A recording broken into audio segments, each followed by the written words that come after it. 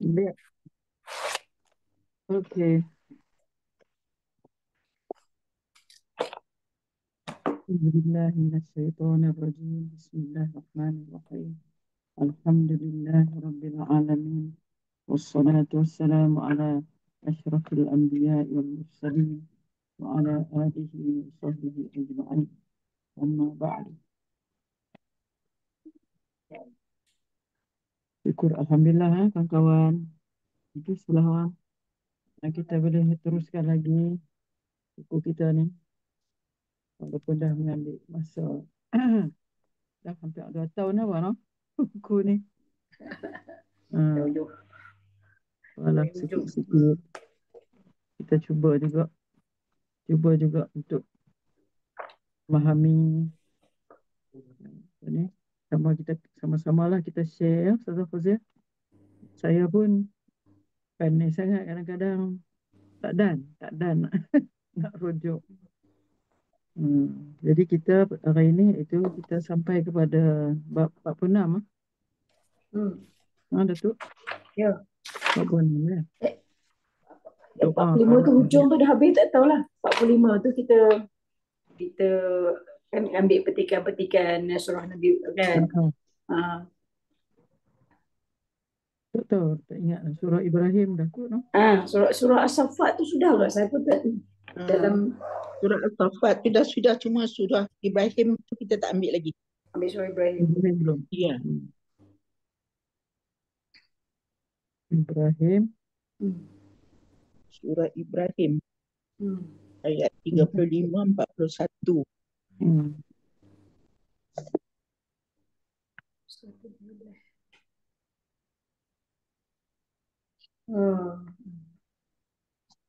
Kita berhenti surah As-Saffat, masuk cerita Nabi Ishaq sikit je. Lepas tu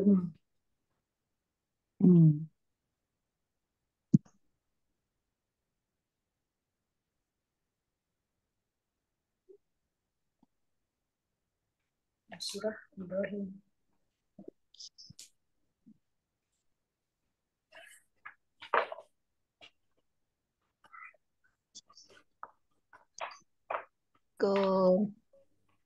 Salam. Mana Mah balik dah? Nun jauh di sana lagi belum balik kot. Jadi Mah. Kita balik hari ni tak sampai lagi. Sampai lagi kot.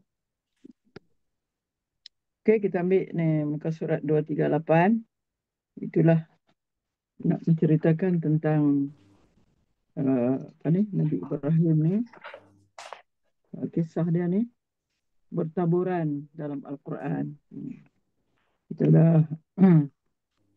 dah huraikan, iaitu dia berada dalam surah Maryam, dalam surah An'am, dalam surah Baqarah, dalam surah Anbiya, dalam surah Saffat, dan hari ini kita nak habiskan satu lagi, iaitu dalam surah Ibrahim alaihissalam. Dalam surah Ibrahim itu, dalam surah Ibrahim sendiri lah.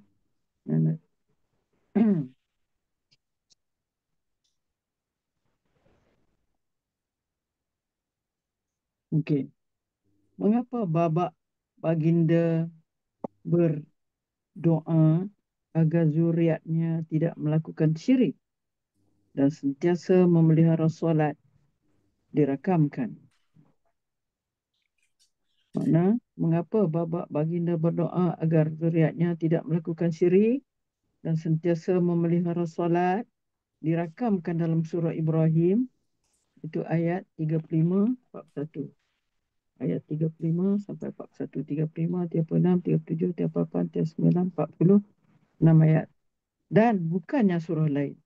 Hal yang demikian kerana motif surah ini adalah untuk mendefinisi kegelapan hati manusia sebagai susahnya untuk manusia bersyukur atas anugerah Allah SWT.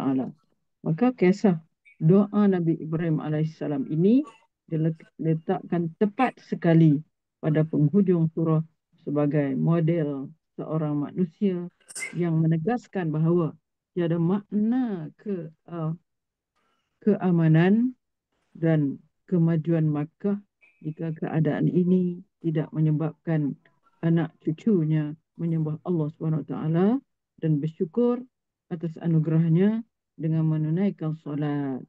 Atas sebab itulah rintihan penuh sayu baginda kepada Allah SWT dirakamkan panjang lebar dalam surah yang bermotif untuk mendefinisikan kesyukuran kepada Allah SWT. Surah ini untuk menyatakan kesyukuran kepada Allah SWT. Surah Ibrahim. Dalam surah Ibrahim daripada ayat 35 sampai 41. Kita lihat insya-Allah tiap satu daripada pengertian dan huraian tiap satu daripada ayat-ayat ini. Ayat ke-35. Wa idh qala Ibrahim Rabbi ij'al hadzal balada aminan wajnubni wa baniya an na'budal asnam. Dan ingatlah ketika Ibrahim berdoa.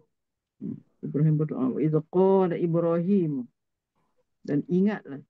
Is ya, kita selalu faham sebut is itu ingatlah ketika Ibrahim berdoa. Iz qala Ibrahim Rabbi ja'al, ya Tuhanku, Rabbi ja'al. Nah, kita lihat selalu Rabbi ni asalnya Rabbi tapi dia pendek je.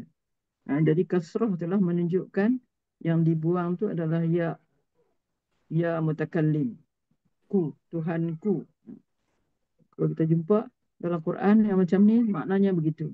Asalnya Rabbi ada ya tu, wahai Tuhanku, tapi dipendekkan, dibuang ya tu. Ini baris itulah, baris bawah tu kasrah tu menunjukkan yang dibuangnya adalah ya mutakallim.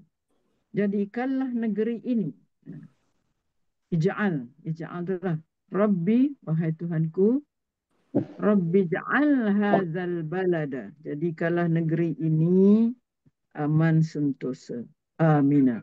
Rabbi ja'al hadzal balada amina. Dan wajnubni, jauhkanlah aku, wajnubni wa baniya, dan anak-anak cucuku daripada menyembah berhala. Dua perkara dia minta di sini. Rabbi ja'al hadzal balada amina, satu.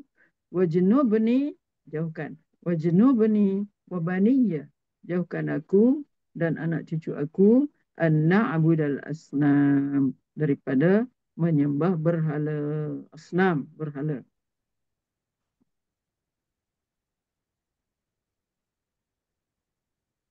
Kemudian kita lihat huraiannya. Pada ayat 35 ni akan dan berikutnya hingga ayat 41, iaitu sebanyak 7 ayat, Allah menyebutkan kisah Nabi Ibrahim AS. Apakah ia telah datang ke Mekah dan mendoakan negeri itu supaya menjadi negeri yang aman sentosa? Apakala ia datang ke Mekah dan mendoakan negeri itu supaya menjadi negeri yang aman sentosa, dan lain-lain doa yang disebutkan dengan lebih panjang daripada yang telah disebutkan pada ayat 126 surah Baqarah dulu, yang terdahulu, untuk mengingatkan peristiwa itu kepada Rasulnya Muhammad sallallahu alaihi wasallam, yang kemudian mengkhabarkannya pula kepada kaumnya. Itu untuk mengingatkan peristiwa ini kepada Nabi kita, Nabi Muhammad, yang kemudian Nabi pula akan mengkhabarkannya kepada kaumnya. Nabi Ibrahim telah berdoa, Rabbi ja'al hadzal balada amina, ya Tuhanku, jadikanlah negeri ini aman sentosa. Yakni ia mendoakan secara khusus kepada penduduk negeri Mekah. Ini balad di sini maksud negeri ini ialah negeri Mekah lah. Jadi dia mendoakan khusus kepada penduduk negeri Mekah, mudah-mudahan mereka hidup dalam aman, amina, hidup dalam aman sentosa. maka Allah telah memperkenankan doanya. Jadi daripada apa yang dapat difahami, kita lihat Allah telah memperkenankan doa Nabi Ibrahim ni, lalu dijadikan Mekah itu negeri yang diharamkan menumpahkan darah. Mana? Negeri yang amal lah. Diharamkan menumpahkan darah di sana. Tiada seorang pun boleh berbuat aniaya. Tiada boleh memburu binatang, buruan, dan tiada boleh mencabut tumbuh-tumbuhannya. Sebagaimana firman Allah dalam ayat 67, surah Ankabut dulu yang berbunyi, awalam yarau anna ja'alna haraman aminan wa yutakhattafun nasu min hawlihi.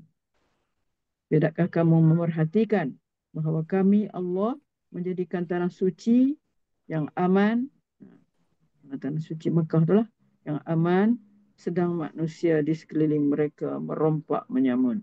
Wa yutakhattafun nas, takhattaf itu merompak menyamun manusia yang mereka yang yang di sekeliling Mekah itu. Di Mekah tu aman, tapi yang di sekelilingnya mereka merompak menyamun. Okey. Itu permohonan pertama, itu supaya Allah jadikan negeri Makkah itu aman. Rabbi ja'al hadzal balada amina. Kemudian mohon lagi, wajnubni wa baniyya an na'budal asnam, dan jauhkanlah aku dan anak-anakku, anak cucuku daripada menyembah berhala. Wajnubni wa baniyya an na'budal asnam. Yakni meskipun Nabi Ibrahim tahu bahwasanya Allah memeliharanya dari menyembah berhala, namun ia berdoa juga sedemikian rupa untuk mententeramkan jiwanya dan memperlihatkan kelemahannya kepada Allah, bahawa ia benar-benar berhajat kepada pertolongan dan rahmat Allah. Kerana tidak seorang pun dapat mendatangkan manfaat kepada diri sendiri kecuali dengan izin Allah. Begitu pula ia mendoakan anak-anak dan keturunannya agar dijauhkan daripada menyembah berhala, iaitu di antara keturunan yang diizinkan ia mendoakannya, sebab ada juga di antara keturunannya yang menyembah berhala. Maka doa Nabi Ibrahim ini juga khusus bagi orang-orang mukmin yang menjadi keturunannya. Dalilnya kerana pada ayat yang berikutnya ini nanti ada disebutkan oleh Nabi Ibrahim dengan katanya, faman tabi'ani fa innahu minni, kan. Maka barang siapa yang mengikut aku, sesungguhnya dia termasuk dalam golonganku. Jadi termasuklah umat selepas ni, yakni umat terdiri daripada umat Nabi Muhammad. Yang ini berarti siapa yang tidak mau mengikutnya tidaklah akan termasuk dalam agama dan syariatnya. Itu ayat yang ke-35. Dia minta dua perkara. Jadikan negeri Makkah itu aman, al-balada aminan, dan jauhkan dia, wajnubni wa baniya an na'budal asnam. Kemudian ayat ke-36, Rabbi. Samalah yang kita sebut tadi, tengok bawah-bawah, Rabbi. Asalnya Rabbi. Dibuang ya mutakallim. Ya mutakallim menunjukkan aku, saya. Rabbi, ya Tuhanku. Innahunna. Sesungguhnya berhala-berhala itu. Hunna tu balik kepada berhala, asnam tadi. Innahunna. Sesungguhnya berhala itu. Adlalna, menyesatkan. Dolal. Adlalna. Innahunna. Kepada adalla, sampai kepada hunna. Adlalna. Sesungguhnya berhala-berhala itu menyesatkan. Telah menyesatkan kebanyakan daripada manusia. Rabbi, innahunna adlalna kathiran minan nas. Berhala itu telah menyesatkan ramai di antara manusia. Ini ayat tadi tu, faman tabi'ani fa innahu minni wa man asani fa innaka ghafurur rahim. Faman tabi'ani, maka sesiapa yang mengikutku, fa innahu minni, maka dia adalah termasuk daripada golonganku. Wa man asani, dan siapa yang menyalahi aku, siapa yang menderhakai aku, buat maksiat kepada aku, asa maksiat. Wa man asani fa innaka ghafurur rahim. Sesungguhnya engkau Maha Pengampun lagi Maha Penyayang. Ayat ini, ayat Rabbi innahunna adlalna katsiran minan nas ni, adalah kata-kata sindiran. Kata-kata sindiran sebab berhala-berhala itu merupakan benda yang tidak bergerak. Mereka itu, makna berhala itu menyesatkan. Macam mana dia nak menyesatkan? Dia batu. Benda yang tak boleh bergerak, tak bernyawa kan. Dia diperbuat daripada batu atau kayu, sedikit pun tidak berakal. Bagaimana hendak menyesatkan orang yang menyembahnya? Tapi oleh kerana perbuatan menyembahnya merupakan kesesatan, jadi kesesatan itu disandarkan kepada berhala. Kesesatan itu disandarkan kepada berhala yang seolah-olahnya berhala-berhala itulah yang menyesatkan kebanyakan manusia dan menyebabkan mereka kufur kepada Allah. Samalah hal ini dengan apa yang orang kata mereka telah terpesona oleh dunia dan tertipu olehnya, padahal mereka sendiri yang membuat tingkah terlampau asyik kepada dunia dengan mengasihani. Faman tabi'ani fa innahu minni wa man asani. Maka siapa yang mengikuti aku, sesungguhnya dia termasuk dalam golonganku. Ni apa ni? Nabi Ibrahim lah sebut, kata siapa yang ikut aku maka dia sesungguhnya termasuk dalam golonganku lah. Siapa yang mengikut agama dan kepercayaanku, sesungguhnya dia menjadi orang yang beragama dengan agamaku, iaitu agama Islam yang menuju kepada kebenaran. Waman asani, dan siapa yang menyalahi aku, yang durhaka kepadaku, menyalahi aku, sesungguhnya engkau Maha Pengampun lagi Maha Penyayang. Ini siapa enggan mengikut agamaku, bahkan mengikut agama lain, engkau sahajalah ya Tuhan yang dapat mengampunkan dosanya dan berbelas kasihan kepadanya, iaitu engkau bukakan pintu taubat padanya agar dia bertaubat dan memberikan hidayah ke jalan yang benar. Lagi doanya Rabbana. Di sini dia apa ni? Dia gunakan Rabbana pula. Wahai Tuhan kami. Inni askantu min zurriyati biwadin ghairi zi zara'in 'inda baitikal muharram. Ya Tuhan kami, sesungguhnya engkau menempatkan sebahagian zuriatku, keturunanku di lembah yang tiada mempunyai tanam-tanaman di dekat rumah suci kau. Kita ingat cerita sebelum ni, iaitu bagaimana Ibrahim membawa Hajar dan anaknya Ismail pergi dekat situ dengan perintah Allah lah. Mana pergi duduk di lembah itu, wadi itu makna lembah. Engkau tempatkan zuriat aku di lembah wadin, di lembah ghairi zi zar'in, ghairi yang tidak tidak mempunyai tanam-tanaman. Tak ada. Batu semata, batu je, tak ada tumbuh-tumbuhan, tak ada tanam-tanaman di dekat rumah suci engkau. Itu dekat bait Baitullahil Haram lah, inda baitikal muharram. Kemudian dia minta doa lagi, Rabbana, wahai Tuhan kami, liyuqimus salata, hendaknya mereka tetap mendirikan salat. Ini doa dia. Hendaknya mereka, iaitulah dia sendiri dan zuriat-zuriat dia, keturunan dia, hendaknya mereka ini mendirikan sembahyang.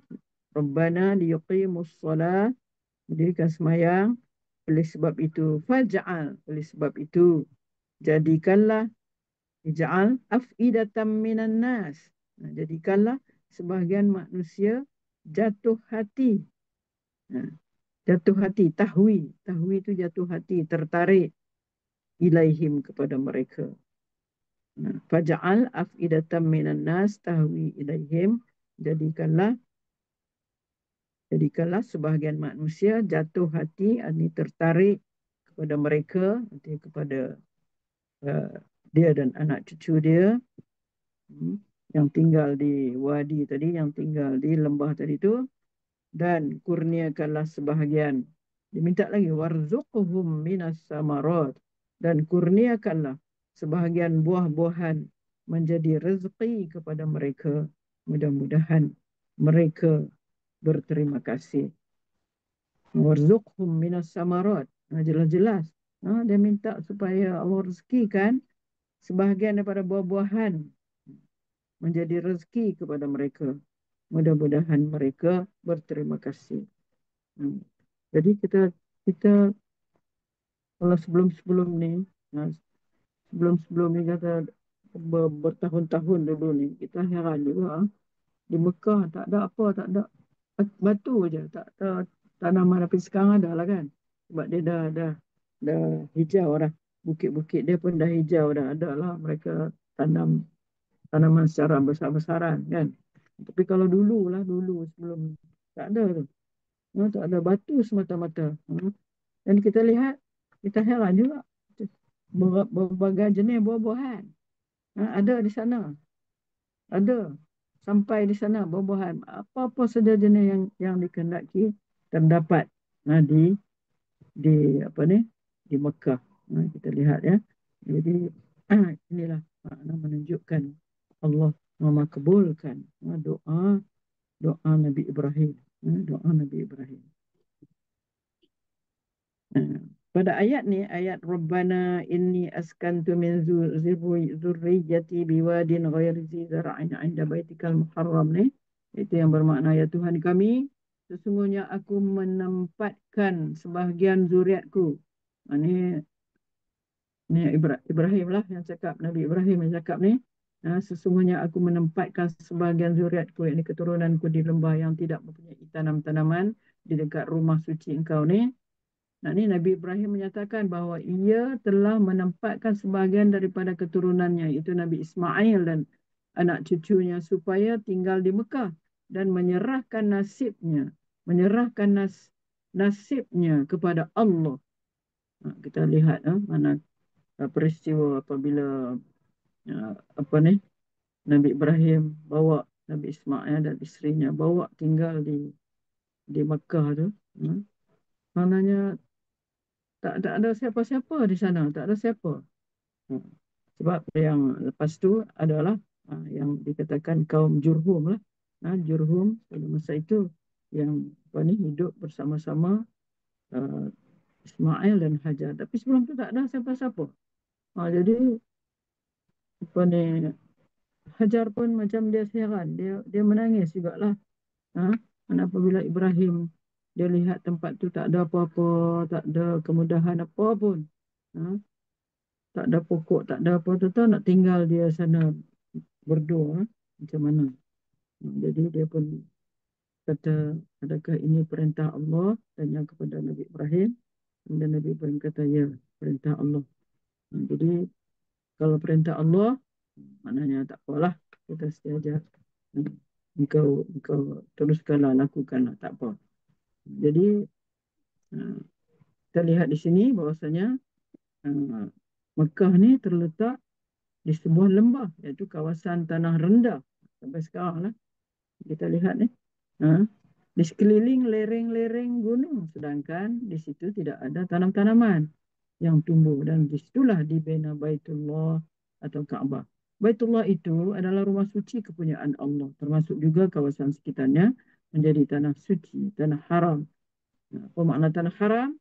Iaitu diharam membuat onar dan pencerobohan di daerah itu. Malahan wajib menghormatinya. Itu anda baitikal muharram. Kemudian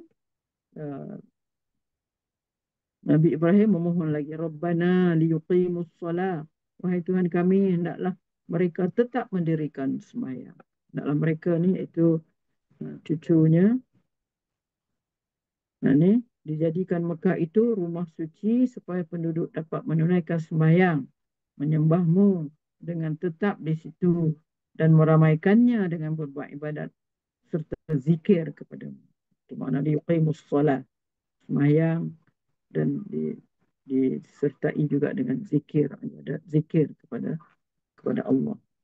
Faj'al lagi, faj'al, oleh sebab itu jadikanlah sebahagian manusia jatuh hati, yakni tertarik kepada mereka.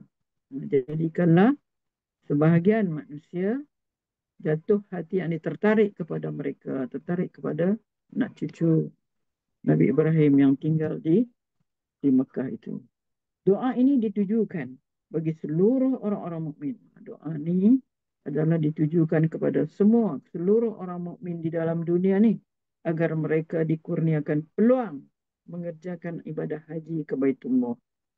Dan apa yang kita lihat memanglah berlaku sejak itu, ramai yang mengerjakan ibadah haji di sana, dan juga doa bagi penduduk Mekah. Jadi ini doa untuk semua orang mukmin kat dunia ni semua, supaya dapat dikurniakan peluang mengerjakan haji. Kemudian juga ayat ini dan doa ini agar mereka pula mendapat faedah daripada pengunjung-pengunjung yang telah berziarah ke sana. Jadi agar mereka, yakni orang yang di Mekah tu, mendapat faedah daripada pengunjung-pengunjung yang telah berziarah ke sana. Maka dalam doa ini terhimpunlah dua perkara, iaitu apa? Urusan agama dan urusan dunia yang sudah pun dirasakan keberkatannya oleh orang-orang yang pernah datang ke sana. Maka mereka yang telah menunaikan ibadat haji itu, peluang yang mereka peroleh tak dapat tidak merupakan perkenan dari doa Nabi Ibrahim di samping doanya sendiri. Warzuqhum minas samarat, seterusnya doa dia ialah kurniakanlah sebahagian buah-buahan supaya menjadi rezeki kepada mereka. Dan kurniakanlah kepada zuriatku yang aku menempatkan mereka di Mekah ini dengan berbagai-bagai rezeki daripada buah-buahan. Doanya juga dikabulkan Allah, yang mana setengahnya rezeki itu sudah pun datang dari negeri yang jauh-jauh dengan perantaraan pengangkutan dan perniagaan. Sebagaimana Allah berfirman di dalam ayat 57 surah Al-Qasas. Awalam numakkin lahum haraman aminan yujba ilaihi samaratu kulli syai'in rizqan min ladunna la'allahum yashkurun. Bukankah kami telah bangunkan untuk mereka suatu tanah suci yang aman, dibawa ke sana buah-buahan, yujba ilaihi, dibawa ke sana, ke tanah haram itu, buah-buahan dari berbagai-bagai jenis sebagai rezeki dari sisi kami. Yujba ilaihi samaratu kulli syai' rizqan min ladunna. Kedua ayat dia. Itu sebagaimana yang disebut dalam surah Al-Qasas ayat 57. Dan sambungan ayat 37 ni, la'allahum yashkurun. Mudah-mudahan mereka berterima kasih. Ini Nabi Ibrahim mendoakan agar mereka berterima kasih atas nikmat-nikmat tersebut dan hendaklah dipergunakan sebagai pertolongan untuk menunaikan ibadat kepada Allah dan ketaatan kepadanya. Itu ayat 37. 38 lagi. Rabbana lagi. Berapa kali Rabbana dah? 3. Rabbana innaka ta'lamu ma nukhfi wa ma nu'lin. Wahai Tuhan kami, sesungguhnya Engkau mengetahui apa yang kami sembunyikan dan apa yang kami nyatakan. Rabbana innaka, sesungguhnya Engkau ta'lamu daripada alima ya'lamu, ta'lamu, Engkau semuanya mengetahui. Ma nukhfi, apa yang kami sembunyikan. Wa ma nu'lin, dan apa yang kami nyatakan. Nukhfi, Perkataan nukhfi ni pun banyak kita jumpa dalam Al-Quran. Nu'lin juga banyak kita jumpa. Nu'lin daripada perkataan a'lana yu'linu i'lan. Perkataan i'lan ni daripada nu'lin lah. Wahai Tuhan kami, sesungguhnya Engkau mengetahui apa yang kami sembunyikan, ma nukhfi, dan apa yang kami nyatakan, wa ma nu'lin, wa ma yakhfa 'ala Allah min syai'. Dan tiadalah tersembunyi pada Allah sesuatu pun, sedikit pun, syai' itu dia kata. Tidak tersembunyi pada Allah sesuatu pun ataupun sedikit pun di bumi dan di langit. Syai'un fil ardi wala fis sama. Nabi Ibrahim menyatakan bahawa Engkau sajalah ya Tuhan kami yang mengetahui apa yang kami sembunyikan, yakni perasaan sedih yang sedang kami alami disebabkan berpisah dengan Ismail dan bercerai dengan ibunya. Ini kan. Rabbana innaka ta'lamu ma nukhfi wa ma nu'lin. Itulah dalam peristiwa ketika mula-mula Sayyidatina Hajar dan Ismail dibawa oleh Nabi Ibrahim, bawa pergi ke apa ni, ke Mekah, ke Mekah. Terpaksa meninggalkan mereka dan menempatkan mereka di lembah yang tiada mempunyai tanam-tanaman. Dan engkau jualah yang mengetahui apa yang kami nyatakan, yakni Nabi Ibrahim ketika hendak berangkat pulang ke negeri Syam. Dia daripada negeri Syam, daripada apa ni, daripada Syria sana. Isterinya Hajar telah menangis seraya berkata, kepada siapakah kami hendak engkau serahkan? Sedih kan? Mana nak tinggal dua beranak tu macam mana? Memanglah. Kepada siapakah kami hendak engkau serahkan, wahai Nabi Ibrahim? Jawab Nabi Ibrahim, aku serahkan kepada Allah. Maka kata Hajar lagi, kalau begitu, tentulah dia tidak menyia-nyiakan kami. Tentu Allah tidak sia-siakan lah. Dan tiadalah tersembunyi pada Allah sesuatu pun di bumi dan di langit. Tadi, Rabbana innaka ta'lamu ma nukhfi wa ma nu'lin wa ma yakhfa 'ala Allah min syai'. Tidak tersembunyi pada Allah sedikit pun atau sesuatu pun di bumi dan di langit. Ini tidak ada sesuatu pun baik di muka bumi atau di atas langit yang tersembunyi dari pengetahuan Allah, kerana semuanya itu kelihatan olehnya. Dia yang berkuasa mentadbirkannya dan juga dia juga penciptanya. Maka betapa pula akan tersembunyi dari sisinya. Dan ayat seterusnya dia sampai ayat 31. Alhamdulillahillazi wahabali 'alal kibari Ismail wa Ishaq. Inna rabbi lasami'ud du'a. Segala puji bagi Allah yang mengurniakan kepadaku anak yang bernama Ismail dan Ishak ketika aku telah sangat tua. Sangat tua ni akan disebut nanti, iaitu umur Nabi Ibrahim 99 tahun. Ada yang kata sudah meningkat 112 tahun. Kibari itu, alhamdulillah, segala puji bagi Allah yang mengurniakan kepadaku, wahabali, yang mengurniakan, yang memberikan kepadaku, alal kibari, ketika aku sudah tua. Alal kibar makna dah sudah tua sangat. Memberikan Ismail wa Ishaq. Inna rabbi lasami'ud du'a. Semuanya Tuhanku memangnya mendengar doa. Dalam berdoa, Nabi Ibrahim yang menyatakan kesyukurannya kehadrat Allah dengan memujinya. Alhamdulillah, memuji Allah. Kerana Allah telah mengurniakan kepadanya seorang anak laki yang bernama Ismail dan kemudian seorang anak laki lagi bernama Ishaq, iaitu setelah umurnya sangat lanjut. Mengikut kata Ibnu Abbas menceritakan, Nabi Ibrahim apabila mendapat anak Nabi Ismail, umurnya telah mencapai 99 tahun.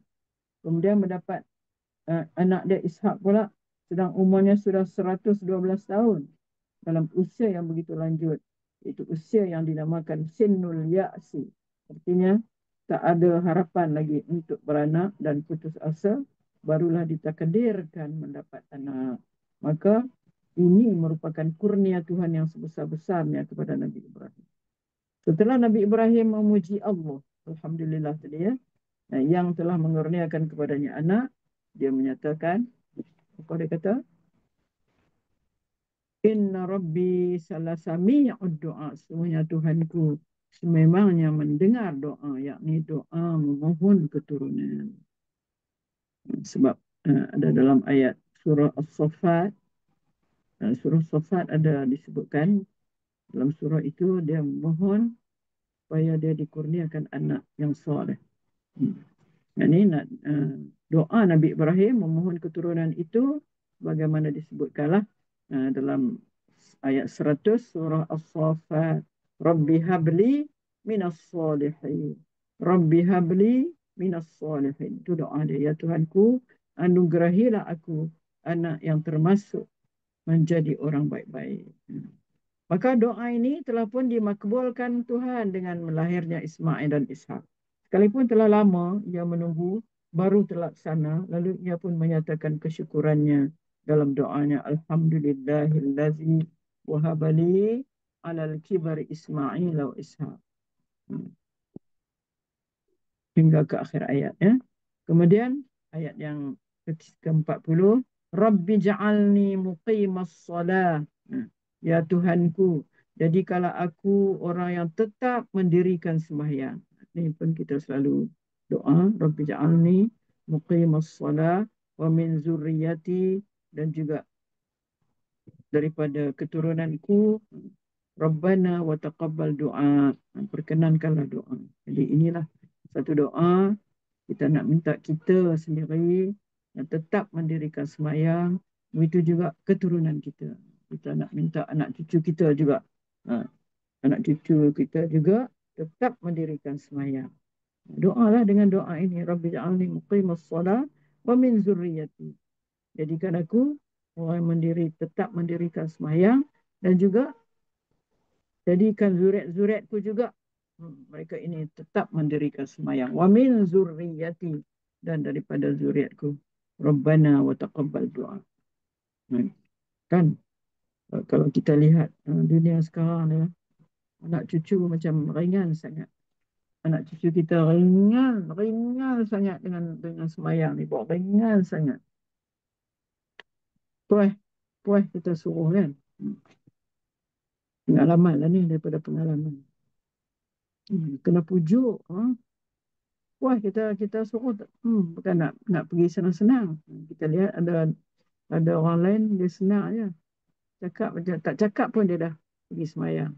Nak cucu kita ni kena cakap. Baru dia nak pergi pun. Kalau dia pergi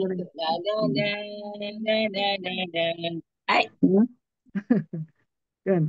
Jadi kita istiqamah lah dengan doa ni ya. Rabbi ja'alni muqimas salah wa min zurriyati rabbana wa taqabbal doa. Nabi Ibrahim memohon agar diteguhkan dirinya di dalam menunaikan ibadat sembahyang dengan tetap mengerjakannya mengikut yang difardukan ke atasnya. Demikian pula dari keturunannya yang mukmin dipohonkan agar dianugerahkan juga pendirian mereka di dalam menunaikan kewajipan sembahyang. Kerana mendirikan sembahyang itu adalah cogan yang membezakan antara orang mukmin dan bukan mukmin. Di samping sembahyang itu mempunyai kelebihan yang amat besar untuk membersihkan hati dan jiwa daripada melakukan perbuatan keji dan mungkar, sama ada kekejian yang lahir maupun yang batin. Ia juga memohonkan agar doanya itu dikabulkan oleh Allah, termasuk menerima segala amal ibadahnya. Taqabbal doa tu, Rabbana wa taqabbal doa. Kerana sesungguhnya berdoa itu termasuk amal ibadat. Ini berdasarkan sabda Nabi SAW, in doa huwal ibadah. Doa itu termasuk juga dalam ibadah. Kemudian baginda membaca ayat 60 surah Mukmin atau Ghafir. Wa qala rabbukum ud'uni astajib lakum. Qala rabbukum ud'uni astajib lakum. Kita selalu dengar juga imam sebelum dia baca doa panjang lebar tu, dia akan baca ni. Wa qala rabbukum ud'uni astajib lakum. Dan Tuhan kamu berfirman, berdoalah kamu kepadaku. Qala rabbukum, berkata Tuhanmu, ud'uni, berdoalah kepadaku, nescaya aku perkenankan. Astajib lakum. Wa qala rabbukum ud'uni astajib lakum. Innal ladzina yastakbiruna an ibadati sayadkhuluna jahannama dakhirin. Sesungguhnya orang-orang yang membesarkan diri, sombong, tak nak doa, tak nak beribadah kepada Allah, nanti mereka akan masuk neraka Jahannam dengan kehinaan. Sayadkhuluna jahannama dakhirin. Mereka ni akan dimasukkan ke dalam neraka Jahannam dengan kehinaan. Dengan kita buat main-main dengan doa ni. Doa ni kena doa, kena banyak doa.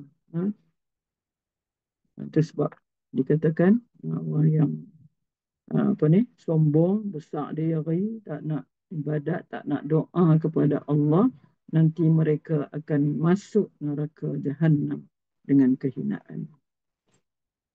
Dan kita juga jadi hairan. Kita duk tengok, buat kita ni duduk belakang. Bila aja Assalamualaikum warahmatullahi, Assalamualaikum warahmatullahi, berduyun-duyun pakat bangun balik. Tak sempat nak zikir, tak sempat nak doa. Macam mana ni? Tak ada langsung kesedaran untuk ni. Untuk kita nak selitkanlah dalam hidup kita ni. Dengan doa. Ni awal-awal dah pagi dah. Subuh-subuh dah. Apalah kalau orang ada hal kan? Ada hal. Tak apalah juga, ini tak ada apa-apa. Assalamualaikum. Oh, bangun ramai-ramai. Separuh daripada jemaah tu dah tak ada. Jadi kita ni macam sombong lah dengan Allah. Tak nak berdoa. Jadi lihat apa yang Allah janjikan di sini. Nanti mereka akan dimasukkan ke dalam neraka Jahannam dengan kehinaan. Dakhiri, dalam keadaan menghina. Rabbana yang ke berapa ni? Rabbana Rabbi. Yang kelima ke keenam. Rabbana gfirli wali walidayya walil mu'minin yawma yaqumul hisab. Jadikan ini sebagai doa. Doa kita lah selalu. Rabbana gfirli wali walidayya walil mu'minin yawma yaqumul hisab. Yang ke-41. Ya Tuhan kami, ampunilah aku dan kedua-dua ibu bapakku. Rabbana gfirli wali walidayya, pada kedua ibu bapakku. Dan kita minta juga doa supaya diampunkan lil mu'minin. Dan kita memohon juga daripada Allah supaya mengampunkan para mukmin, dan juga kepada orang-orang yang beriman bila yauma yaqumul hisab, iaitu pada hari diadakan perkiraan, diadakan hisab. Jadi Nabi Ibrahim memohon keampunan bagi dirinya agar Allah menghapuskan dosanya di sini. Kalau orang bertanya, bukankah Nabi Ibrahim itu maksum, terpelihara? Nabi Ibrahim itu maksum daripada melakukan dosa. Maka mengapa pula dia meminta diampunkan dosanya? Jadi kalau kita nak jawab ni, maknanya memohon keampunan yang dimaksudkan di sini ialah berlindung kepada Allah Subhanahu Wa Taala dan menghentikan sama sekali rasa tamak kepada apa jua pun kecuali kepada kelimpahan Allah serta kurnia dan kemurahannya, dan juga mengaku akan menghambakan diri kepada Allah dan berserah kepada belas kasihan Allah. Jadi kita ambillah doa ini, Rabbi ja'alni muqimas salah wa min zurriyati Rabbana wa taqabbal doa. Rabbana gfirli wali walidayya walil mu'minin yawma yaqumul hisab. Ustazah, sekejap Ustazah. Ya. Yang biasanya memang Rabbi ja'alni ni di ayat Quran disebut single lah, aku lah Rabbi ja'alni muqimas salat. Jadi kadang-kadang imam tu baca, dia Patutnya kalau tu baca wajib Rabbi Ja'alna lah kan, tapi Ya, Rabbi Ja'alni. dapat ada seorang. Dia ikut yalah ya ayat Hmm. ada Rabbi Ja'alni sama juga Rabbi Hmm. Fili ni kan.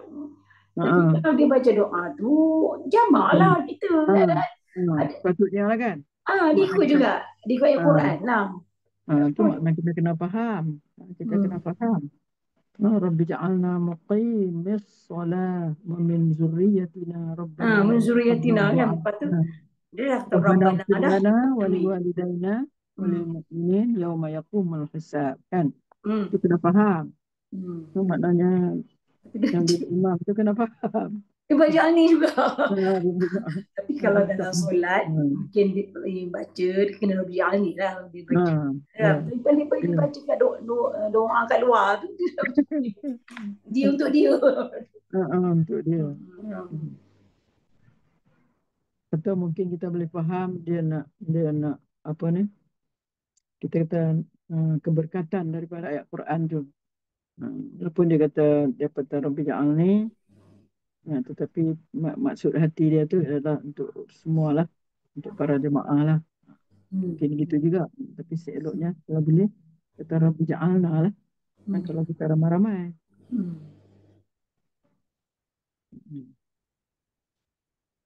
Mohon keampunan bagi kedua ibu bapa yang dimaksudkan di sini ialah apabila kedua-dua ibu bapa itu nanti masuk Islam dan bertaubat. Maksudnya di sini Nabi Ibrahim ni dia minta juga keampunan untuk kedua ibu bapa dia. Mengapa dia memohon keampunan bagi kedua ibu bapa dia sedangkan mereka kafir? Kan ada timbul dalam ayat hari itu yang kita baca dulu tu. Nabi Ibrahim ni dia memang minta ampun untuk kedua ibu bapa dia. Walhal mendoakan bagi orang kafir itu dilarang. Jadi bagi menjawabnya di sini, memohon keampunan bagi kedua-keduanya yang dimaksudkan di sini ialah apabila kedua ibu bapa itu nanti masuk Islam. Kalau mereka masuk Islam dan bertaubat. Kalau dia bertaubat. Itu maksud dia. Setengah kaul menyebutkan Nabi Ibrahim hanya menyebutkan demikian apabila ia mengetahui bahawa kedua-duanya akan menjadi penduduk neraka. Setengah kaul pula menyebutkan bahawa ibunya kemudian telah masuk Islam lalu didoakan baginya. Dan setengah kaul yang lain lagi menyebutkan yang dimaksudkan kedua ibu bapa di sini ialah Nabi Adam dan isterinya Siti Hawa kerana kedua-duanya tidak diragukan lagi menjadi ibu bapa kepada sekalian manusia. Demikian juga yang memohon keampunan bagi sekalian orang-orang mukmin, iaitu keampunan pada hari dijalankan hisab atau perkiraan di atas amalan seseorang di akhirat nanti. Itulah, habislah maknanya cerita tentang Nabi Ibrahim ni yang ada disebut di dalam surah Ibrahim sendiri, iaitu daripada ayat apa tadi? 35 ayat sampai kepada ayat 41. Okey, okeylah. Jadi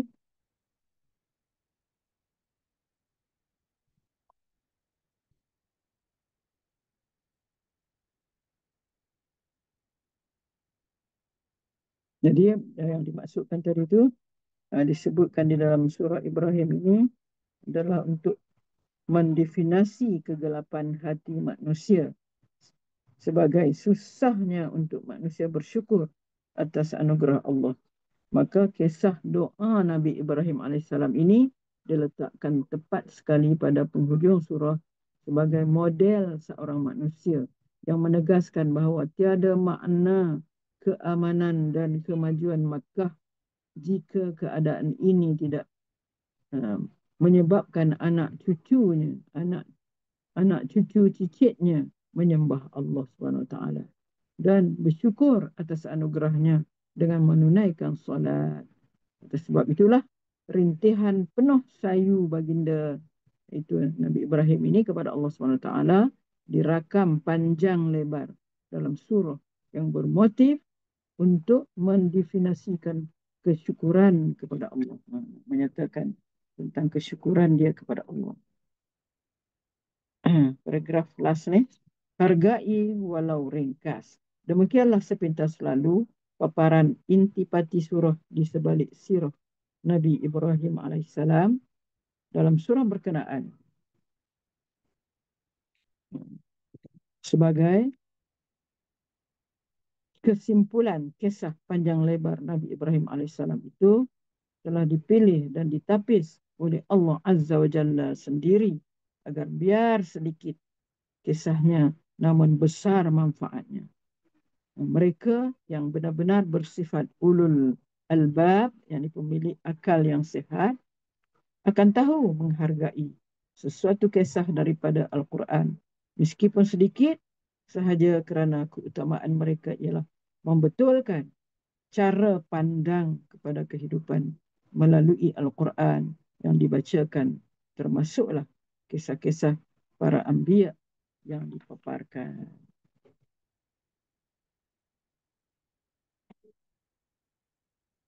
Okey. Bila kita bab ke-45. Sekarang kita masuk pada bab 46. Itulah doa para anbiya sebaik-baik doa. Jadi kalau kita nak doa, nak gunalah doa para anbiya ini adalah sebaik-baik doa. Misalnya semakin kecil, semakin kecil. Di sini ada dipilih sebanyak berapa? 18 kot. Kalau kita kira daripada awal, daripada surah-surah itu 18 doa. Kita nak kena lihat juga. Kalau boleh ada bersama Quran lah. Ini ada bersama Quran sebab kita nak lihat, nak meneliti tentang surah dia, ayat keberapa, berkenaan dengan Nabi apa konteks dia, dan apa ibrah daripada ayat-ayat yang kita baca tu. Ini kita nak kena perhati satu persatu lah. Doa para anbiya sebaik-baik doa. Terlalu banyak doa daripada para nabi. Bahkan ada sebuah tesis sarjana daripada Universiti Nablus, Palestin, setebal hampir 300 muka surat, bertajuk Du'aul Anbiya fil Quran. Dia cara itu je, Du'aul Anbiya fil Quran. Dia dalam Quran, dia cari doa para nabi sahaja. Dia jadi satu tesis sampai 300 muka surat. Maka dia termasuk huraian lah agaknya. Doa dan termasuk dengan huraian dia lah. Jadi Du'aul Anbiya fil Quran merakam bersama nas doa dan aspek keindahan bahasa pada lafaz berkenaan. Aspek keindahan bahasa dalam lafaz doa itulah berikut disertakan 18 doa-doa yang boleh diamalkan oleh pembaca. Jadi kita bukan setakat nak fahamnya lah. Kita nak amalkan.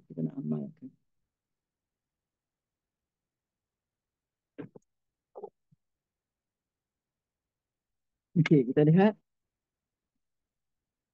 Tengok, itu surahnya, surah Al-A'raf.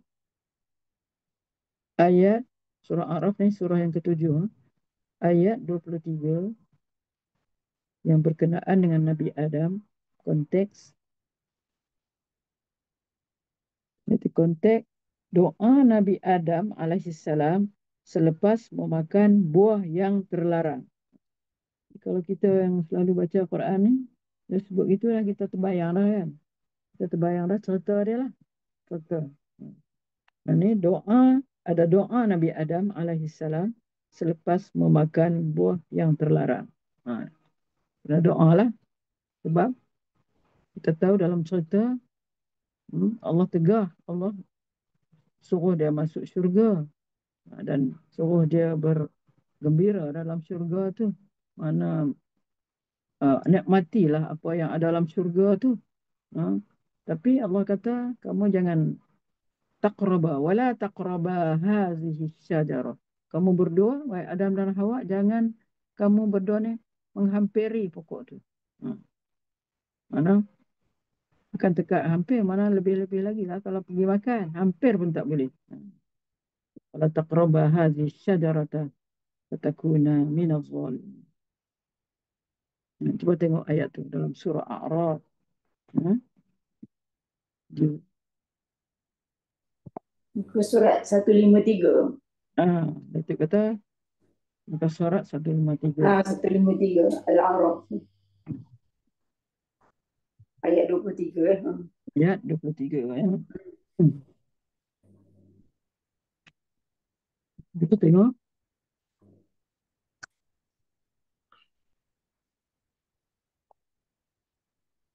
Ayat 23. Betul doa ni.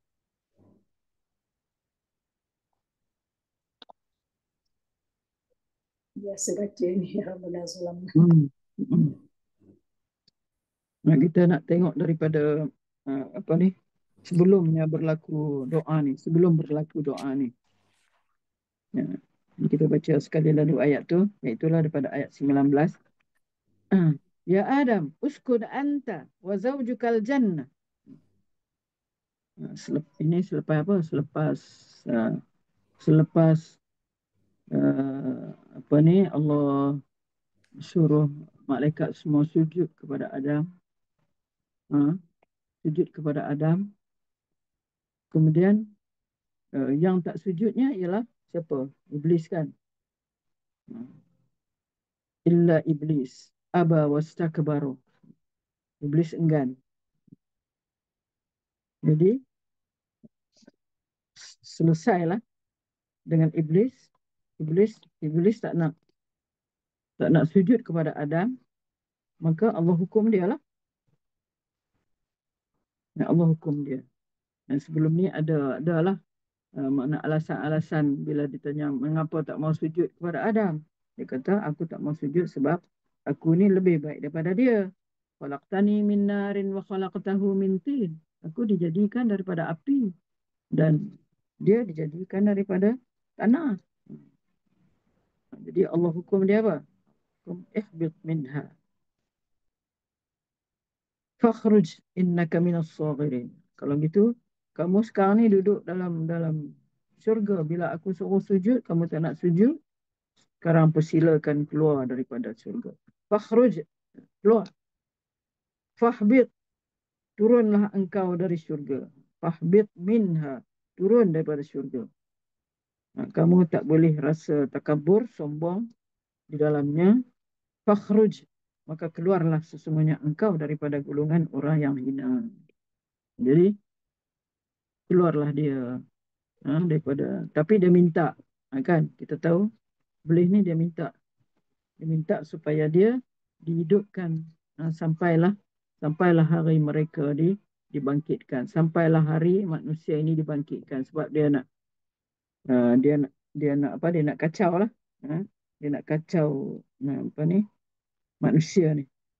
La aqudanna lahum, kan dalam ayat dia kata saya akan duduk menggoda mereka, yang ni manusia.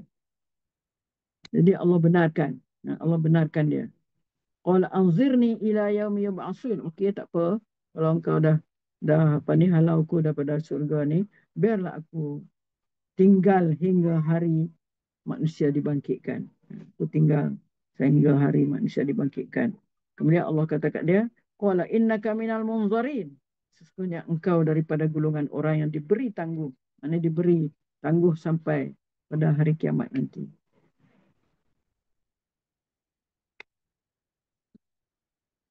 Dia berjanji. Dia kata kepada Allah, okey, saya akan tetap mendatangi mereka. Dia kata tak apa, engkau bagi apa ni, engkau bagi aku tempoh, boleh duduk sampai hari diutus dan sampai hari dibangkitkan manusia nanti, maka aku akan menjanji dia. Saya akan tetap mendatangi manusia dari hadapan mereka, dari belakang mereka, dari kanan dan kiri mereka, dan tiada engkau dapat kebanyakan mereka yang berterima kasih. Jadi itulah apa ni janji janji iblis ni untuk menggoda lah kita manusia ni. Kemudian Allah kata, qala khruj minha. Itu keluarlah kamu dalam keadaan yang hina. Keadaan yang hina, keluar dari syurga dengan mendapat cerca dan terjauh daripada rahmat. Kemudian selesai kes Allah dengan iblis tu dah selesai. Iblis pun dah keluar daripada syurga. Kemudian Allah kata kepada Adam, ya Adam, uskun anta wa zawjukal jannah. Okay. Adam, sekarang kamu duduklah dengan pasanganmu iaitu Hawa, duduk dalam syurga. Ya Adam, ya Adam, uskun anta wa zawjuka. Duduklah kamu, tinggallah kamu, anta wa zawjuka, dan pasangan kamu, duduklah dalam syurga. Zawj di sini bukan makna saja makna pasangan. Kalau dia lelaki, pasangan dia perempuan lah. Jadi di sini Allah kata kepada Adam, wahai Adam, duduklah engkau, wahai Adam, dan pasangan engkau dan isteri engkau lah. Fakula min haitsu syi'tuma. Tinggallah kamu bersama isteri engkau di dalam syurga ni, maka makanlah engkau berdua mengikut yang kamu sukai. Fakula minha. Kula. Kul, seorang makan. Kula, kamu berdua. Alif tu menunjukkan kepada dua orang. Siapa yang belajar bahasa Arab. Fakula min haitsu syi'tuma. Makanlah engkau berdua mengikut yang kamu sukai. Min haitsu syi'tuma, mengikut apa yang kamu berdua suka. Syi'tuma. Wala taqraba, janganlah kamu berdua mendekati pohon kayu ini. Kalau engkau berdua menjadi orang yang maka engkau berdua akan menjadi orang yang zalim, menganiaya diri sendiri. Jadi jadi masuklah, tinggallah Adam dan Hawa di dalam syurga. Syaitan tadi dah keluar dah kan? Syaitan tadi dah keluar dah diusir oleh Allah. Usir oleh Allah daripada syurga dah. Dia keluar dah. Wawaswasa lahumus syaitan. Wawaswasa lahumus syaitan. Ini syaitan telah membisikkan, mewaswaskan, membisikkan fikiran jahat. Fawaswasa lahuma, huma itulah balik kepada Adam dan Hawa lah. Fawaswasa lahumus syaitan. Syaitan telah membisikkan fikiran jahat kepada keduanya. Mana mewaswaskan keduanya, Adam dan Hawa. Tujuan dia apa? Liyubdiya lahuma ma wuriya anhuma min sau'atihim. Tujuan syaitan ini ialah untuk mendedahkan kemaluan keduanya, kemaluan Adam dan Hawa yang tertutup seraya menyatakan. Iblis kata apa? Syaitan kata apa kepada? Tiadalah Tuhan melarang. Wa qala ma nahakuma rabbukuma. Ini waswas yang dimasukkan oleh syaitan ke dalam Adam dan Hawa ni. Tiadalah Tuhan melarang engkau berdua memakan buah daripada pohon ini. Allah tak larang engkau berdua makan daripada pohon ini, melainkan supaya engkau berdua jangan. Yani waqala ma nahakuma rabbukuma an hadhihi asy-syajarah illa an takuna malakaini aw takuna minal khalidin. Melainkan supaya engkau berdua jangan menjadi malaikat atau menjadi orang yang kekal. Jadi maksudnya dalam hal inilah tadi kita katakan setelah diusir, mana iblis syaitan itu telah diusir keluar daripada, kok mana dia boleh masuk balik syurga ni. Ini kita kata banyak pendapat para ahli tafsir mentakwilkan bagaimana iblis dapat membuat was-was atau membisikkan fikiran jahat kepada Adam dan Hawa di dalam syurga. Padahal iblis telah terkeluar dari syurga. Di antara mereka ada yang mengatakan. Jadi ahli tafsir ada yang menyatakan macam mana iblis ni boleh masuk ni. Bahawa iblis membuat was-was itu dari bumi. Kan iblis dah turun ke bumi. Jadi dari bumi lah iblis ni mewaswaskan Adam dan Hawa. Itu dengan apa? Dengan tenaga yang amat kuat yang telah dijadikan oleh Allah di dalam kata-kata iblis yang dapat masuk ke langit. Begitu kuat sekali kan? Dapat masuk ke langit dan terus ke syurga. Itu satu pendapat ahli tafsir. Maknanya dia ada kuasa. Dia ada tenaga yang kuat, yang amat kuat. Itu telah dijadikan oleh Allah dalam kata-kata iblis yang dapat masuk ke langit dan terus ke syurga. Ada pula yang mengatakan, ada ahli tafsir yang mengatakan bahawa Adam dan iblis ada bersama di dalam syurga. Kerana syurga yang disebutkan itu hanyalah merupakan salah satu kebun daripada perkebunan yang ada di bumi. Yang mengikut cerita daripada setengah orang, mula-mula iblis telah dapat masuk ke dalam perut seekor ular. Kerana keduanya bersahabat baik. Kemudian ular itu masuk pula ke dalam syurga dengan tidak diketahui oleh penjaga syurga itu bahawa iblis berada di dalam perut ular. Lalu iblis keluar dari perut ular itu untuk menemui Adam. Cerita itulah yang masyhur diceritakan orang. Tetapi lemah untuk dipegangi kebenarannya. Ini lemah sikitlah. Ada pula yang mengatakan, ini pendapat yang ketiga. Ada pula ahli tafsir yang mengatakan bahawa Adam dan Hawa mungkin pada masa itu berada di pintu syurga.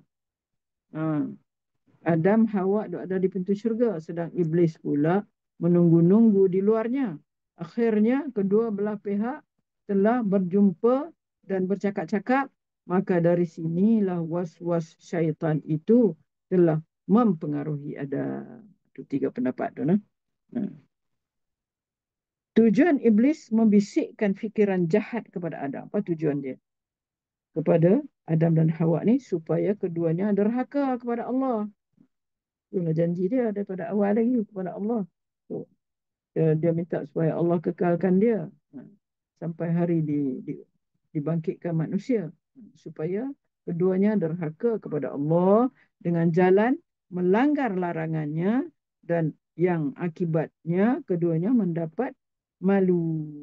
Betapa tidak? Kerana seorang yang sehat fikirannya akan berasa malu yang amat sangat manakala terdedah atau kelihatan kemaluannya. Ayat ini menjadi dalil bahawa mendedahkan aurat itu suatu perbuatan yang mungkar dan haram.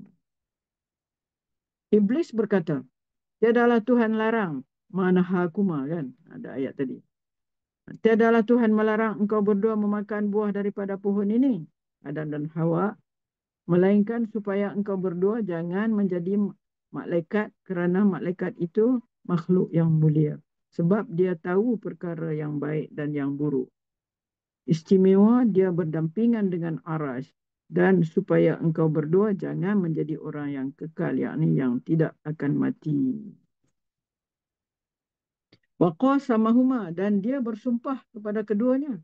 Dia bersumpah, iblis tadi bersumpah pada Adam dan Hawa, sesungguhnya akulah penasihat bagi kamu berdua. Inni lakuma, sesungguhnya aku lakuma untuk kamu berdua, laminan nasihin, akulah penasihat bagi kamu berdua. Jadi iblis menambah lagi kata-katanya dengan bersumpah untuk menguatkan kebenarannya. Sesungguhnya akulah penasihat bagi kamu berdua.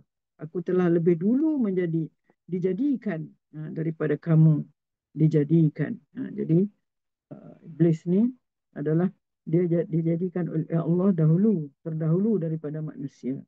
Dan aku lebih berpengalaman daripada kamu. Sebab dia hidup lama dah, dia kata, aku lebih berpengalaman daripada kamu, wahai Adam dan Hawa. Oleh sebab itu, ikutlah nasihatku.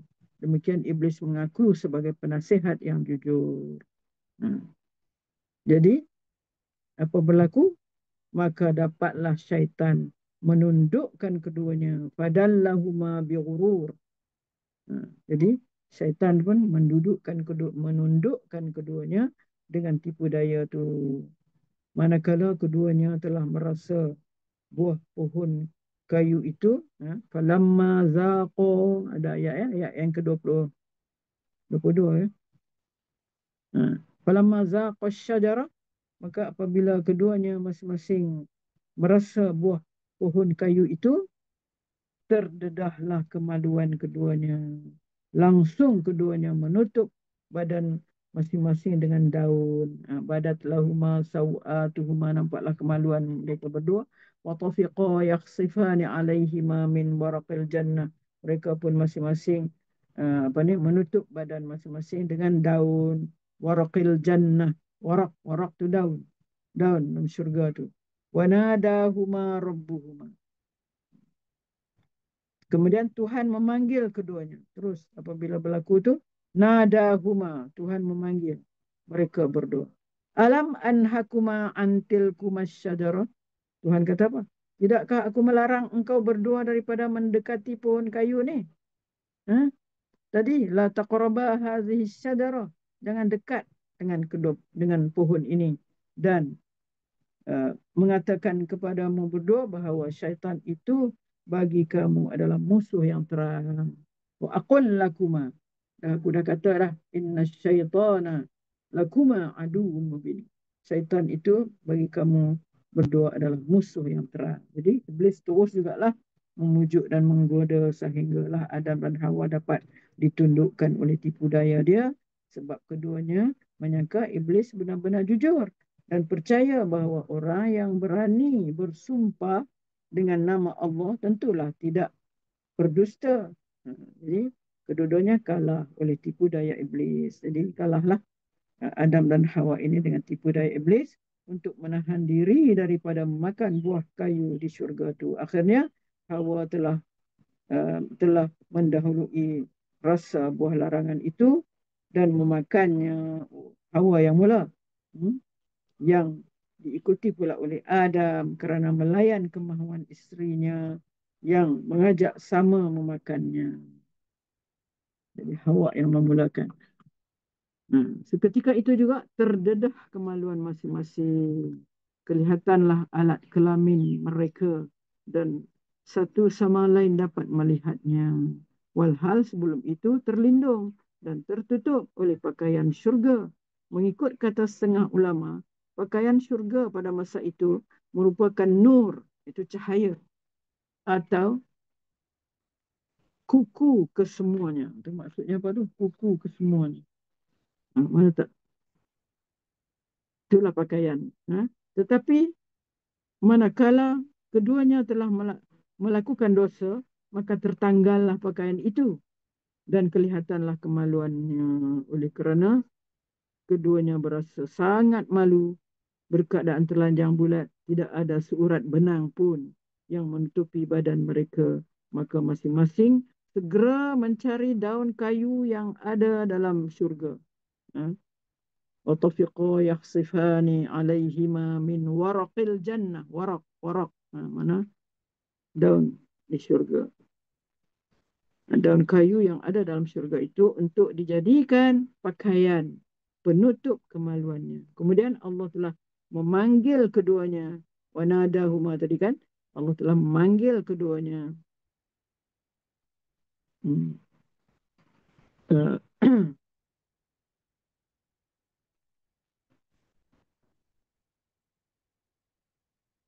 Dan berkata kepada mereka. Berkata, bukankah aku telah melarang engkau kedua jangan mendekati pokok ini. La taqraba hazihi syajarah. Jangan mendekati pohon ini. Apalagi memakan buahnya. Dekat pun tak boleh.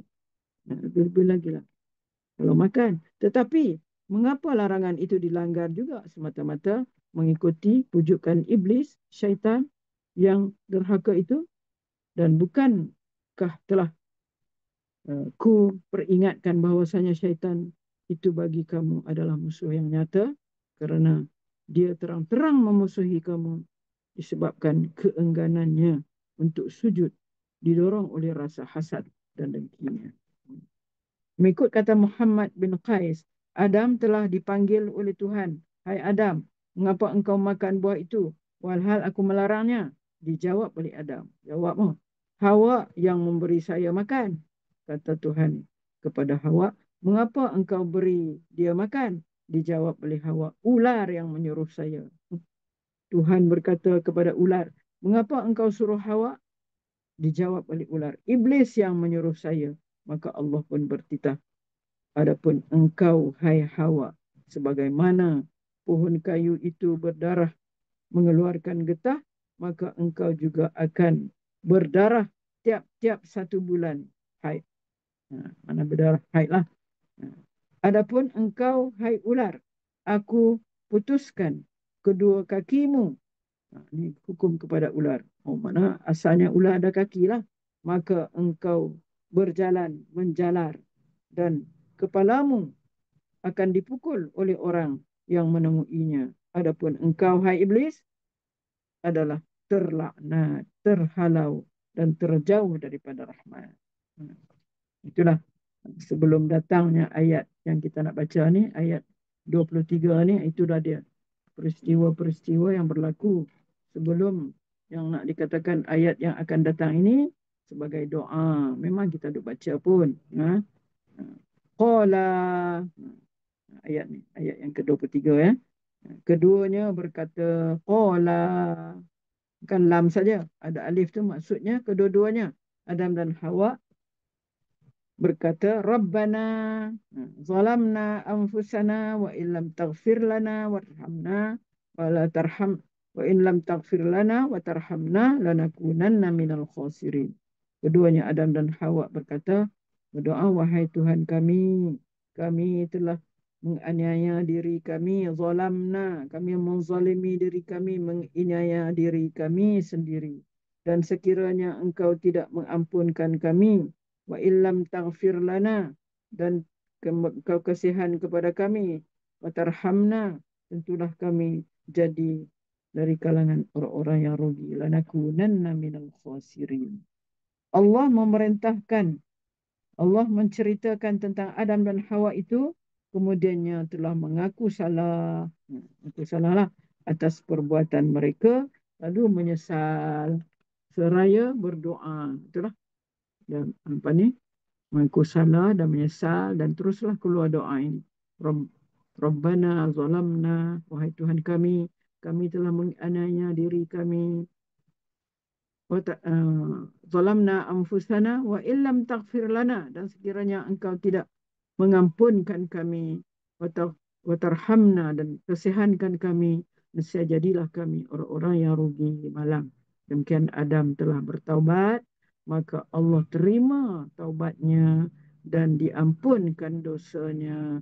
Sedang iblis tidak mau bertaubat, bahkan minta ditangguhkan matinya. Iblis tak nak taubat, dia minta tangguhkan matinya tu, maka Allah beri ia tangguh hingga hari kiamat, barulah dia mati. Kata Ad-Dhahhak, ahli tafsir juga, doa Adam, Rabbana zalamna anfusana, inilah kata-kata yang diterima oleh Adam daripada Allah Azza wa Jalla. Okey, itulah maknanya. Cuba kita lihat dalam kolom tu, dia kata surah yang ayat 23 tadi, Qala Rabbana zalamna anfusana wa illam taghfir lana lanakunanna minal khasirin. Mana ayat ini munculnya daripada Adam lah. Ini doa Nabi Adam alaihissalam selepas memakan buah yang terlarang yang kita cerita tadi tu. Kemudian apa ibrahnya? Inilah yang kita nak ni. Kita nak berdoa dengan doa ini sebab ibrah ni ada di dalam ayat ini. Iaitulah semoga Allah SWT masih sudi menerima kita di syurganya. Kita harap bila kita baca ni, makna Allah masih sudi menerima kita di syurganya nanti, meskipun segunung dosa kita, meskipun banyak dosa kita, dan menguatkan kita untuk tidak menyalahkan sesiapa atas musibah yang menimpa kita. Itulah makna juga untuk menguatkan kita, menguatkan kita untuk tidak menyalahkan sesiapa atas musibah yang menimpa kita. Kalau ada musibah menimpa kita, jangan kita salahkan siapa-siapalah. Itu ibrah yang kita boleh dapat daripada doa ni lah, daripada ayat 23.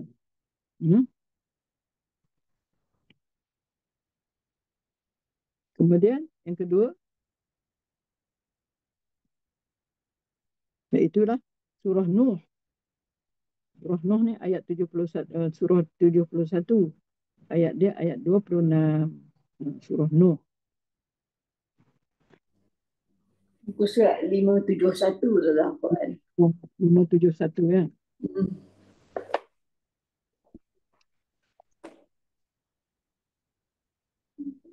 Tengok 571 surah Nuh.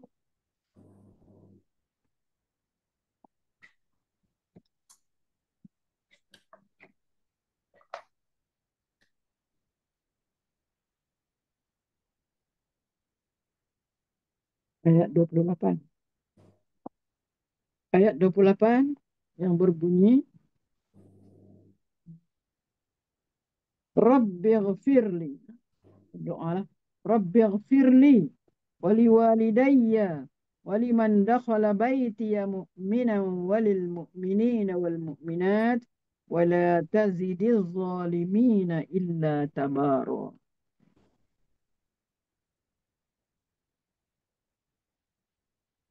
Mungkin kita boleh lihat pada latar belakang timbulnya ayat ni, timbulnya ayat doa ni. Kita lihat sikit ayat-ayat sebelum dia.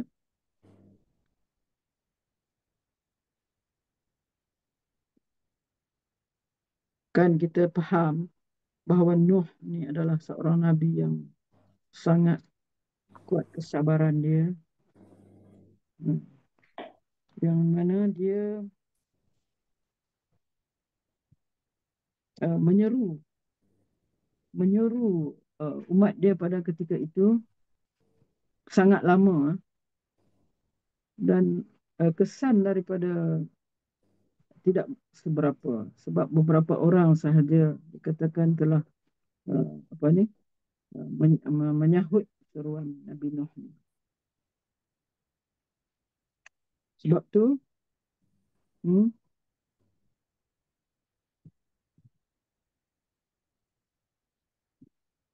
seruan dia tu kita lihat sangat sedikitlah sambutan yang diterima daripada umat dia. Dalam dia menyeru kepada umat dia, dia telah menerangkan tentang nikmat-nikmat yang disediakan oleh Allah untuk manusia di muka bumi ini. Allah jadikan bumi untuk kamu sebagai hamparan, senang diduduki dan dijalani, kamu mudah melalui dan juga berlayar merata-rata di sebarang jalan yang simpang siur dan begitu meluas dengan banyaknya terdapat di muka bumi. Jadi itulah di antara isi dakwah Nabi Nuh kepada umat dia. Tapi seterusnya Nuh berkata, wahai Tuhanku, sesungguhnya mereka telah mendurhakai aku. Tapi seruannya tu tidak mendapat sambutan, malahan mereka itu telah mendurhakai aku. Sebab Nuh kata, qala Nuh Rabbi innahum asawni. Wahai Tuhanku, mereka telah menderhakai aku, telah maksiat kepada aku, telah tidak mendengar seruan aku. Asawni wattaba'u man lam yazidhu maluhu wa waladuhu illa khasara. Mereka ikut siapa? Mereka ikut orang-orang yang harta dan anak-anaknya tidak menambah kepadanya melainkan kerugian belaka. Dan juga mereka ini telah melakukan tipu daya dengan pakatan jahat yang amat besar.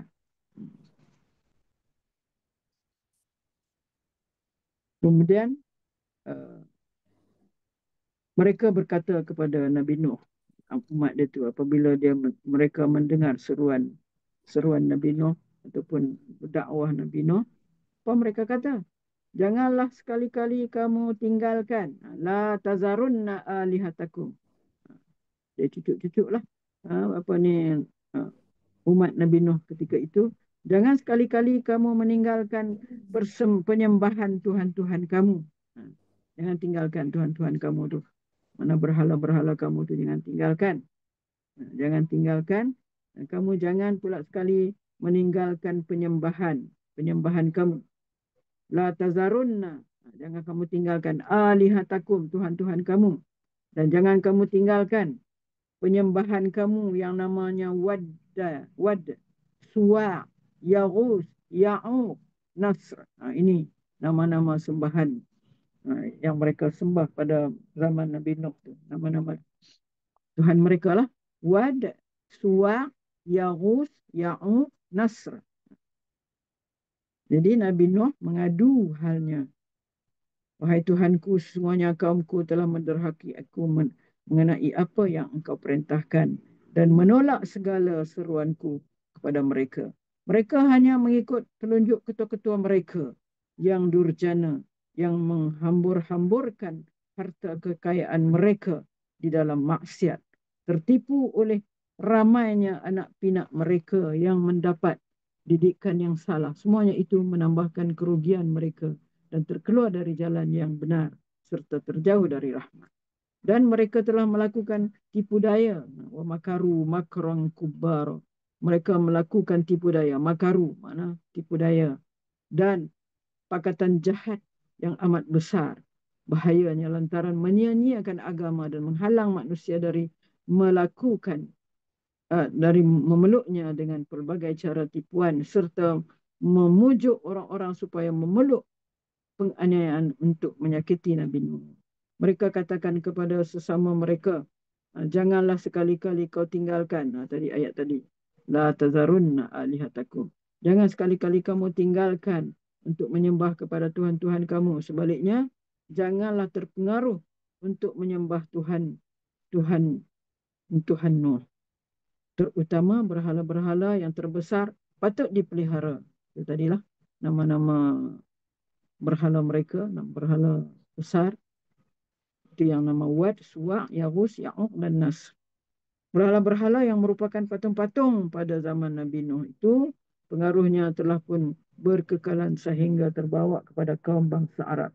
Dalam hubungan ini, sebuah hadis yang dikeluarkan oleh Bukhari, Ibnul Munzir dan Ibnu Mardawai dari Ibnu Abbas, katanya patung-patung itu kemudiannya telah berada di kalangan bangsa Arab. Patung-patung yang disebutkan tadi berada di kalangan bangsa Arab lah, yang yang terdiri daripada berbagai puak dan kabilah. Kemudian waqad adallu katsiran wa la tazidiz zalimin dhalala. Dan sesungguhnya mereka itu telah menyesatkan kebanyakan manusia, dan janganlah engkau tambahkan kepada orang-orang yang zalim itu melainkan berupa kesesatan. Kemudian lepas itu, apakala Nabi Nuh telah kecewa. Jadi Nabi Nuh telah kecewa terhadap keengganan kaumnya dari beriman, lalu berdoa kepada Allah supaya dibinasakan mereka. Maka Allah pun mengkhabarkan seperti pada ayat yang akan datang ni lah.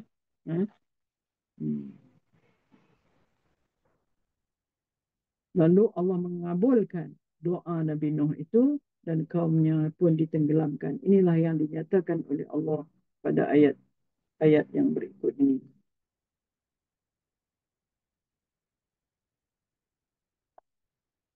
Jadi ayat yang berupa doa ni,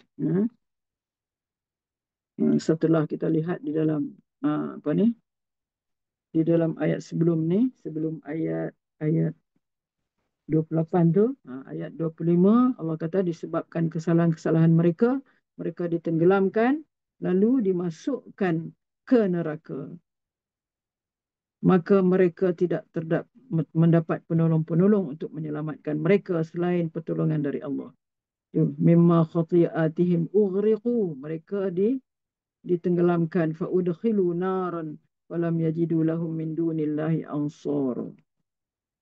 Kemudian Nuh pun berkata, wa qala Nuh rabbi la tazar 'ala al-ardi minal kafirin dayyara. Ini di antara permohonan Nabi Nuh, ya Tuhanku, janganlah engkau biarkan seorang pun di antara orang-orang kafir itu tinggal di atas bumi. Ini dia dah kecewa sangatlah. Mana dia mohon kepada Allah supaya supaya turunkanlah azab kepada mereka ini. Jangan tinggalkan orang-orang kafir itu di atas bumi ini. Seorang pun. Mana jangan engkau biarkan, jangan tinggalkan seorang pun di antara orang-orang kafir itu tinggal di atas muka bumi ini. Sebab apa? Innaka intazarhum yudillu ibadaka. Sesungguhnya jika engkau biarkan mereka tinggal, nescaya mereka akan menyesatkan hamba-hambamu dan mereka tidak akan melahirkan kecuali orang-orang yang berbuat dosa lagi tersangat kufur. Jadi Nabi Nuh pun berdoalah, memohon kepada Allah, ya Tuhan, janganlah engkau tinggalkan seorang pun daripada orang-orang kafir itu hidup di muka bumi ini. Sebabnya ialah mereka, ya Tuhan, masih membiarkan hidup walau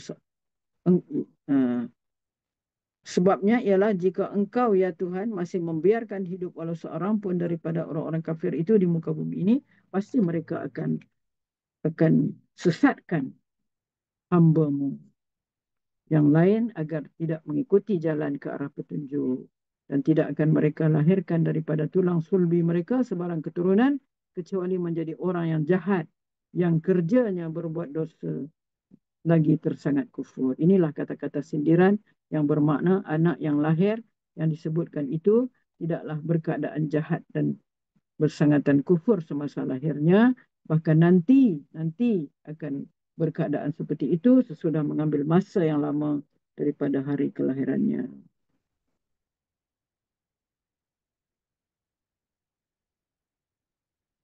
Jadi selepas itu dia pun berdoalah, Rabbighfirli waliwalidayya. Ayat yang kita maksudkan ini. Rabbighfirli waliwalidayya waliman dakhala baytiya mu'minan walil mu'minina wal mu'minat wala tazidil zalimina illa tabara. Ya Tuhanku, ighfirli, ampunilah aku dan kedua ibu bapakku, waliwalidayya, dan juga kepada orang yang masuk ke rumahku dengan berkeadaan yang beriman, dan semua orang yang beriman, laki dan perempuan.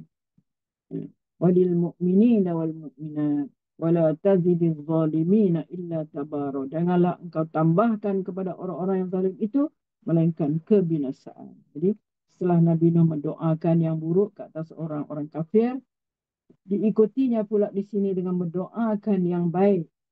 Jadi doa yang buruk supaya Allah turunkan kesusahanlah pada orang-orang yang kafir itu. Dan diikuti dengan doa ini. Rabbighfirli wa liwalidayya wa liman dakhala baytiya mu'minan wa lil mu'minina wal mu'minat wa la tazidiz zalimina illa tabara. Ya Tuhanku, ampunilah dosaku, ampuni juga dosa kedua ibu bapaku. Seterusnya ampunilah dosa sekalian orang yang beriman, lelaki dan perempuan, yang masuk ke dalam rumahku, ke dalam masjidku dan ke tempat aku mendirikan sembahyang, agar kami semua mendapat keampunan. Atau dimaksudkan pula di sini adalah ke dalam bahteraku. Waliman dakhala baitiya tu makna, atau dimaksudkan ke dalam kapalku, bahteraku, hingga sampai ke hari kiamat. Dalam tafsir Hasyiatul Jamal disebutkan Nabi Nuh memohon ampun bagi dirinya, kan? Yaghfirli, memohon ampun kepada kedua ibu bapaknya, waliwalidayya, nama bapaknya. Dia sebutkan nama bapak dia sini. Nama dia susah nak sebut. Kemudian Nabi Nuh mendoakan sekali lagi, iaitu mendoakan yang buruk ke atas orang kafir, yang sebab kerana terlampau marah, nanti akhir lagi sekali dia doa buruk untuk orang kafir. Wala tazidiz zalimina illa tabara. Maksudnya Dan engkau tambahkanlah kepada orang-orang yang zalim itu, orang kafir itu, melainkan kau tambahkan dengan kebinasaan. Okey.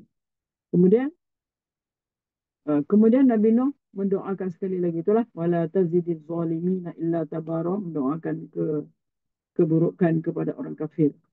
Dan janganlah engkau tambahkan kepada orang-orang yang menganiaya dirinya disebabkan kufur kepada terhadapmu, melainkan tambahkan dengan kebinasaan, iaitu kerugian dengan terjauhnya mereka dari mendapat rahmatmu dan dengan terkuburnya mereka dalam air bah yang besar. Itulah diakhirkan dengan doa tu ya.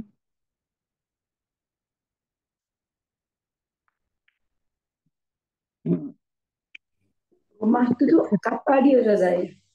Dimaksudkan Kapal ya. kapal dia, ataupun dimaksudkan dengan dimaksudkan dengan masjid dia, rumah dia tu dalam masjid dia, ataupun tempat aku mendirikan sembahyang, masjid lah. Maknanya agar kami semua mendapat keampunan. Yang ikut dia lah, ataupun dimaksudkan dengan ke dalam bahteraku. Baitiyah tu siapa yang ikut dalam bahteraku hingga sampai ke hari kiamat. Okey, setakat itulah rupanya ayat yang kedua yang mengandungi doa Rabbighfirli wa liwalidayya wa liman dakhala baitiya mu'minan walil mu'minin wal mu'minat. Itu doa yang baiklah. Itu diakhirkan dengan doa yang buruk terhadap orang yang kafir, yang zalim. Wala tazidiz zalimina illa tabara. Janganlah engkau tambahkan kepada orang-orang yang zalim itu, melainkan tambahkan dengan apa? Kebinasaan. Tabara itu kebinasaan. Cukup lalu kot no? Baru dua. Baru dua doa. Banyak. Doa Nabi Nuh sebelum kedatangan banjir. Doa ni. Doa sebelum kedatangan banjir. Semoga apa ibrah dia? Semoga Allah Subhanahu Wa Taala selamatkan kita sekeluarga dari orang-orang dan orang-orang beriman, supaya Allah selamatkan kita sekeluarga dan orang-orang beriman daripada sebarang musibah yang berpuncakan kekufuran manusia, supaya kita terelak daripada inilah musibah yang berpuncakan daripada kekufuran manusia. Rabbi ighfirli wa liwalidayya wa liman dakhala baitiya mu'minan walil mu'minina wal mu'minat. Nah, ya kan? Kita boleh hafal. Kalau boleh, azamkan. Dua doa ni kita dapat. Kita azamkan, hafal. Rabbi ighfirli wa liwalidayya wa liman dakhala baitiya mu'minan walil mu'minina wal mu'minat. Minta untuk kita Rabbi ighfirli wali walidaya, untuk kedua ibu bapa kita, dan kepada siapa yang mengikut kita lah, maksudnya siapa yang masuk ke dalam rumah saya mukminan, mana kepada siapa yang mengikut kita, dan kepada yang orang-orang yang beriman, mukminin dan mukminat. Wala tazidiz zalimin. Agak nah. Cukup setakat ni, insyaAllah. Kita azan dan kita sambung. Okey, kita baca doa kafarah lah. Subhanakallahumma wa bihamdika asyhadu an la ilaha illa anta astaghfiruka wa atubu ilaik. Bismillahirrahmanirrahim. Wal 'asri innal insana lafi khusr illa allazina amanu wa 'amilus solihat wa tawasaw bil haqq wa tawasaw bis sabr. Amin ya rabbal alamin. Okey, saya mohon maaf jika ada silap salah. Sama-sama lah kita mengharapkan supaya Allah memberkati apa yang kita lakukan ini, insya-Allah. Okey, esok macam biasa lah, saya akan pergi ke istirahat lah. Akan buat ini kat